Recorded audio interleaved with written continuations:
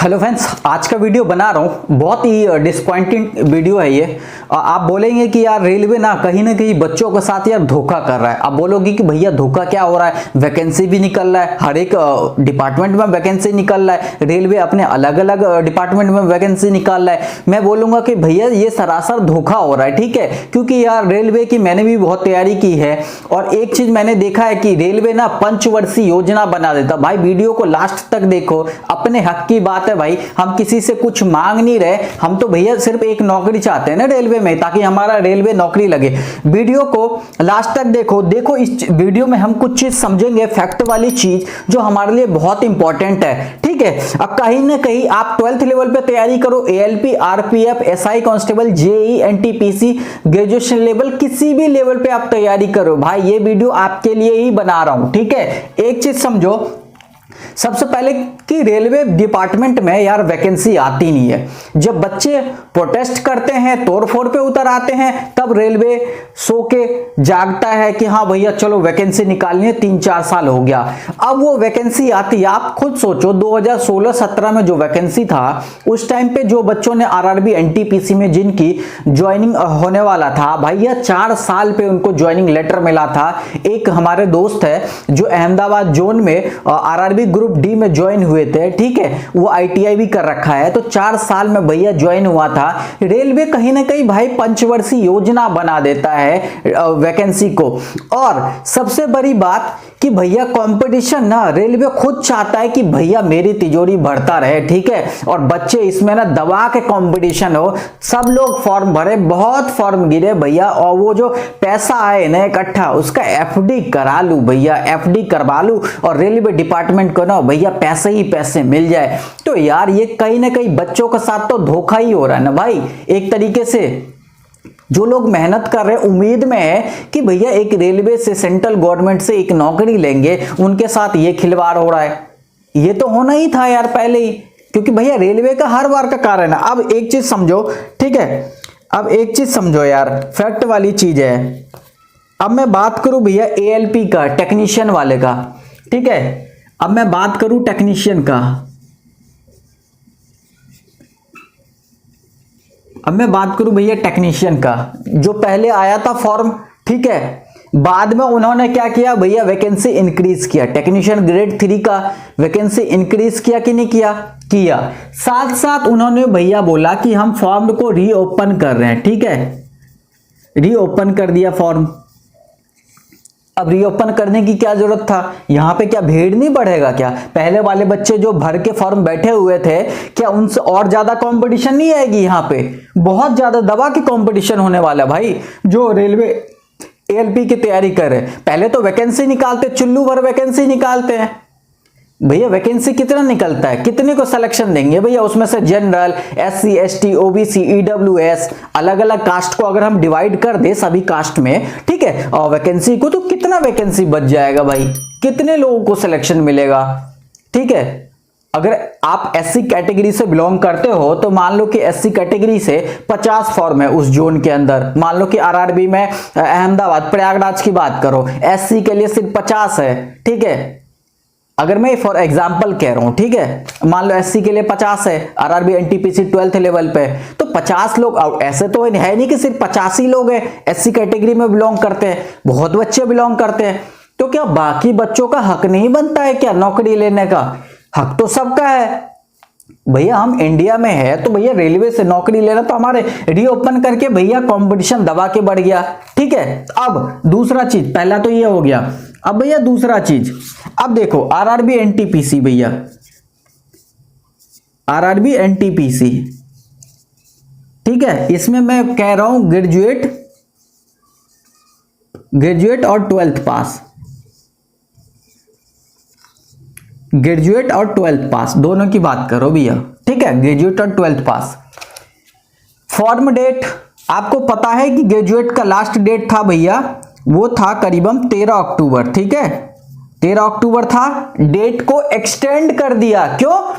Competition बढ़ाओ, दबा के बढ़ाओ कंपटीशन। आओ बच्चे फॉर्म भरो, 500-500 रुपए मुझे देते जाओ, एफडी करानी है मुझे, ठीक है, एफडी करवानी है इनको। अब 7 दिन और एक्सटेंड कर दिया। अब क्या हो गया भैया, ठीक है, 7 दिन पहले 13 अक्टूबर था, ठीक है भैया, 13 अक्टूबर से अब कर दिया आई थिंक, हाँ 20 अक्टूबर कर दिया भैया, 7 दिन बढ़ा दिया, अब 20 अक्टूबर कर दिया। अब बोलोगे कि भैया 12th वाले, ठीक है 12th वाले कितना था भैया, 20 तारीख था, ठीक है यही था ना 20 तारीख, 21 तारीख था थी, नहीं 20 तारीख था, 20 तारीख था फॉर्म का डेट, 20 अक्टूबर। अब 7 दिन बढ़ा दिया भैया, अब क्या कर दिया 27 अक्टूबर कर दिया, ठीक है 7 डेज इंक्रीज कर दिया। अब यार इन सब चीजों में अगर मान लो कि 7-7 दिन आप बढ़ा रहे हो, एक तो वैकेंसी बहुत कम है, 8000 ग्रेजुएट वाले पे 8000 है समथिंग, ठीक है 8113 ऐसी समथिंग है। अब भैया 12th लेवल पे कितना है, 12th लेवल पे भैया 3445 है, ठीक है टोटल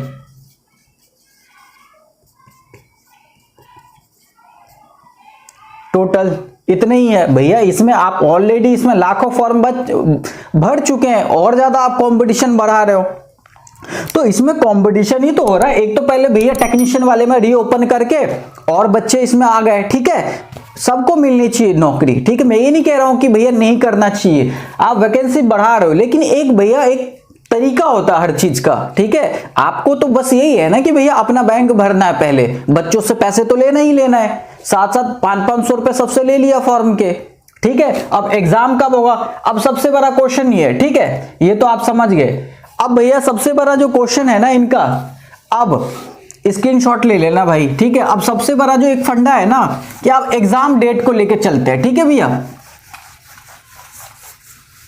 अब एग्जाम को लेके चलते हैं, ठीक है यार। एग्जाम में एक चीज बताओ, इन्होंने तो अनाउंसमेंट कर दिया, नोटिस तो जारी कर दिया कि भैया हम ना अगले महीने नवंबर से एग्जाम करवा रहे 25 तारीख से, ठीक है नवंबर 25 से हम एग्जाम करवा रहे, ठीक है।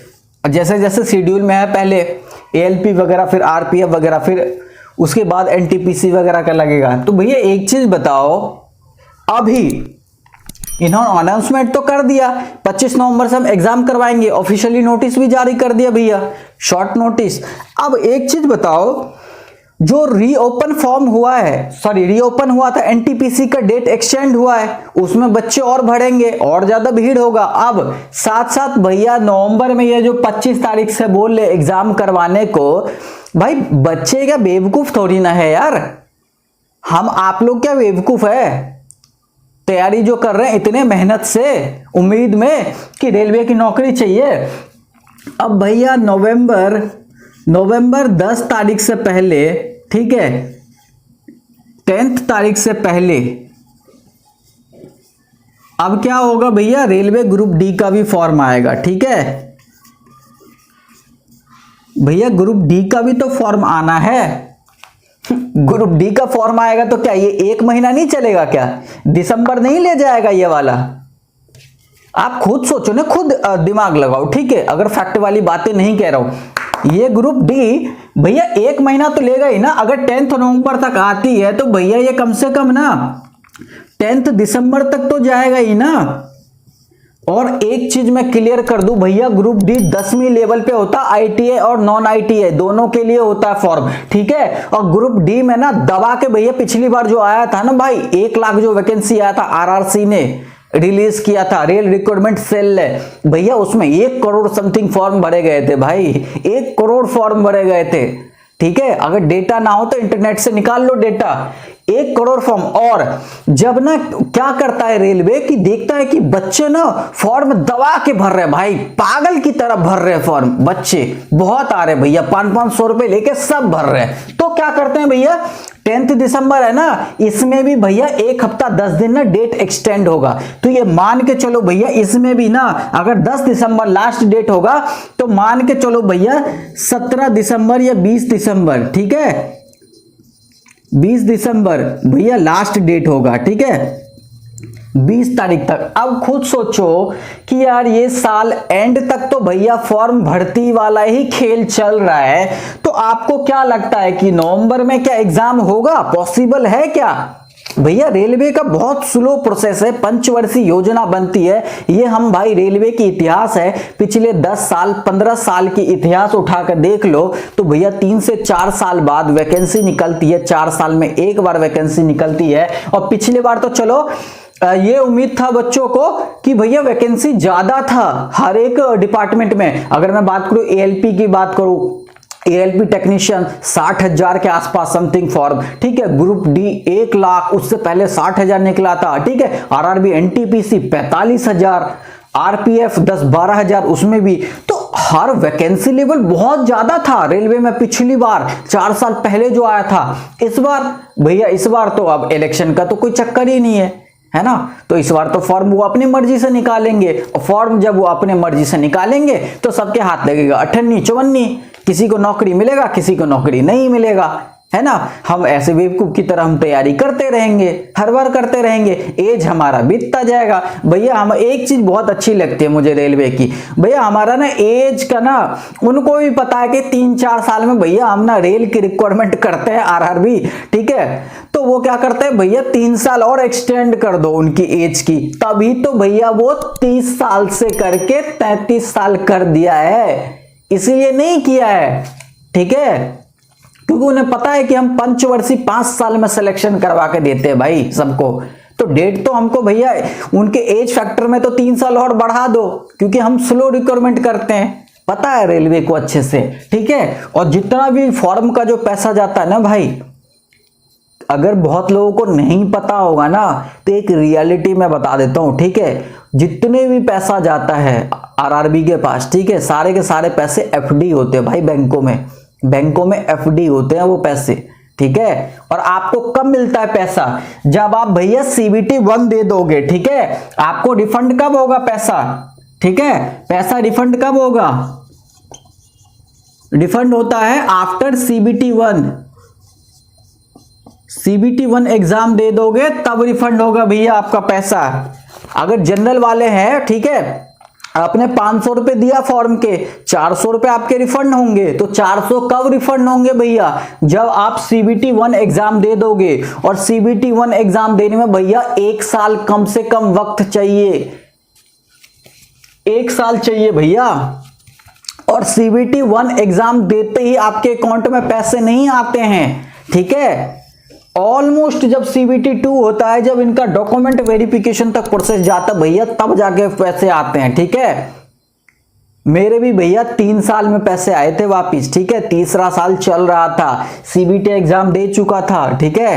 सीबीटी 2 भी दे दिया था, आरआरबी एनटीपीसी का, पैसे नहीं आए थे मेरे अकाउंट में, ठीक है। रियलिटी है ये, सोचो। तो ये यार, ये सब तो एक तरीके से धोखा हो रहा है ना, ये तो होना ही था भाई। आरआरबी का तो, रेलवे का तो ये हर साल का भाई 3-4 साल पे वैकेंसी रिलीज करती है, तो ये हर साल का है। कंपटीशन तो दबा के बढ़ ही रहा है भाई, डेट एक्सटेंड करने से क्या लगता है, कंपटीशन और ज्यादा बढ़ेगा भाई, भूले भटके सब आ जाएंगे। भले तैयारी करते हैं ना, 20 से 25% ही स्टूडेंट अच्छे से तैयारी करते हैं, बाकी तो भैया सब ऐसे डेटा बढ़ाने के लिए ना फॉर्म भर देते हैं। ये रियलिटी है।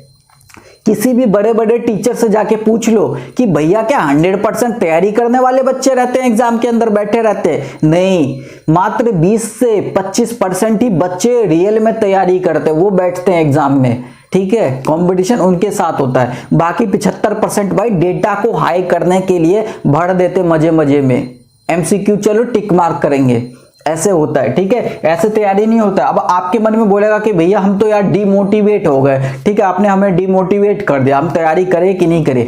मैं भाई आपको डिमोटिवेट नहीं कर रहा हूं, ये रियलिटी है रेलवे की। और आप इस भ्रम में मत रहे कि रेलवे ने जो डेट जारी किया है उसी डेट को एग्जाम 100% कंफर्म होंगे ही कि होंगे, भाई ऐसा कुछ नहीं है, हो भी सकता नहीं भी होगा। मोस्ट प्रोबेबिलिटी यही है कि एग्जाम उस डेट को नहीं होगा, ठीक है, क्योंकि ये रेलवे का हिस्ट्री है। तो आप इस बात को समझो और तैयारी अच्छे से करो इस बार, ठीक है। नो डाउट ये सब चीज चलती है, लेकिन एंड ऑफ द डे और हमारे पास हाथ में है भी क्या, ठीक है। जब चीजें हद से ऊपर चले जाती है तब हम भैया प्रोटेस्ट करते हैं, तब जाके तो लगता भैया जब बच्चे क्या करते हैं, जब वैकेंसी नहीं निकलती 3-4 साल तक भैया बच्चे प्रोटेस्ट करते हैं, हंगामा करते हैं, तोड़फोड़ करते हैं, तब जाकर रेलवे सो के जागता है, तब वैकेंसी निकालता है। ठीक है, वैकेंसी निकालता है, वैकेंसी भी निकालती है तो भी थोड़े बहुत, ठीक है, फिर बच्चे हंगामा करते हैं, फिर वैकेंसी इंक्रीज कर देती है, फिर भैया डेट निकालते हैं, फिर एग्जाम डेट निकालते हैं,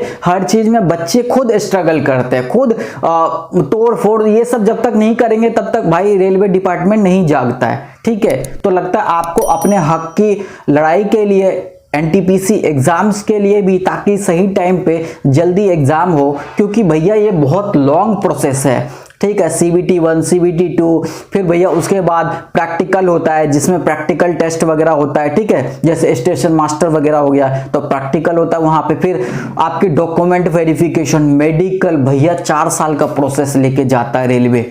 ठीक है, अगर आप लोग अपने हक के लिए लड़ाई करोगे, आवाज उठाओगे तो ये सब पॉसिबल है 2 साल के अंदर। यार कैसे यूपीएससी के एग्जाम भाई, यूपीएससी कैसे अपने टाइम टू टाइम हर साल फॉर्म, जितने भी साल पे फॉर्म निकलता है यूपीएससी का पूरा निकलता है ना, भले जितने निकले, लेकिन हर चीज टाइम टू टाइम होता है ना भाई।